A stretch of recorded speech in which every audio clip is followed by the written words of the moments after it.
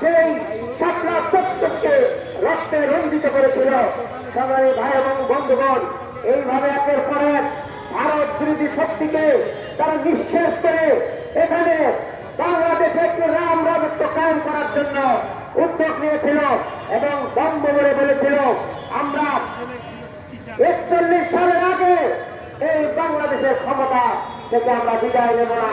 এমন এমন মন্ত্রীরা তারা বুক খুলে বলেছেন শেখ হাসিনা যতদিন জীবিত থাকবেন ততদিন প্রধানমন্ত্রী থাকবেন। আর শেখ হাসিনাও বলেছিলেন জামহেরাম শেখের বিটি আমি পালাই না, পালিয়ে যাব না। সংগ্রামী ভাই এবং বন্ধুগণ, কিন্তু যখন বাংলাদেশের ছাত্র জনতা তার বিরুদ্ধে দুর্বার আন্দোলন সংগ্রাম করে তুললেন, ঠিক সেই মুহূর্তে তিনি সেনাবাহিনী সহ আর্মি, র্যাব, পিডিআর, বিজিবি, পুলিশকে দিয়ে জনগণের উপরে যখন গুলি করার নির্দেশ দিল, তখন আর সেনাবাহিনী তার কথায় কান দিলেন না। সংগ্রামী ভাই এবং বন্ধুগণ, দেশের পরিস্থিতি এমন হয়ে ছাত্র জনতার সেই মিছিল যখন ঘোষণা করল আগামীকাল গণভবন দখল করা হবে, গণভবন উদ্দেশ্যে লঞ্চ করা হবে, সেই ভয়ে ভীত হয়ে দুপুরবেলায় শেখ হাসিনা বাংলাদেশের গণভবন থেকে পালিয়ে ভারতে গিয়ে আশ্রয় নিয়েছেন। সংগ্রামী ভাইয়েরা, বাংলাদেশের ইতিহাসে অনেক ক্ষমতার পরাবর্তন হয়েছে, অনেক নেতার পরিবর্তন হয়েছে, কিন্তু এইভাবে পালানোর ইতিহাস বাংলার জমিনে ছিল না। আমরা জানি 1000 বছর পূর্বে লক্ষণ সেন তার এই গদি থেকে পালিয়ে খিড়কি দরজা দিয়ে তিনি পালিয়েছিলেন। আর দ্বিতীয় উদাহরণ হল শেখ হাসিনা, তিনিও পালিয়ে গিয়ে ভারতে আশ্রয় নিয়েছেন। সংগ্রামী ভাই এবং বন্ধুগণ, আজকে তিনি বাংলাদেশ থেকে পালিয়েছেন, কিন্তু ষড়যন্ত্র বন্ধ করেন নাই।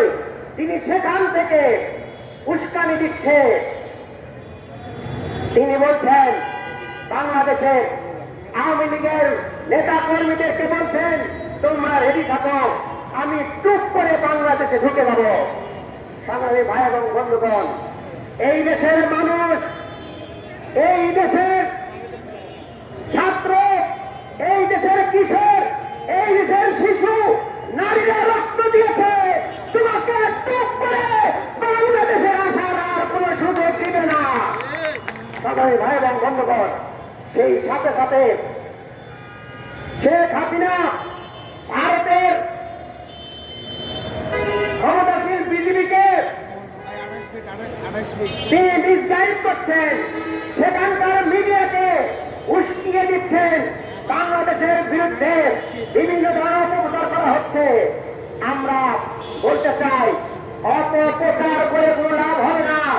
বাংলাদেশের মানুষ তাদের চোখ খুলে দিয়েছে, তারা ধর্ম নির্বিশেষে ঐক্য গঠন করেছে। তোমাদের অপপ্রচারে কোনো কাজ হবে না। আপনারা সত্য খবর পরিবেশন করুন। এই দেশের যেমন মুসলমান আছে, এই দেশের সংখ্যালঘু অনেক সম্প্রদায়ের লোক আছে। আমরা মিলেমিশে থাকতে চাই। আমাদের বাংলাদেশে কোন নির্যাতন হয়নি, কোন সংখ্যালঘুর নির্যাতন হয়নি এবং হবে না ইনশাআল্লাহ।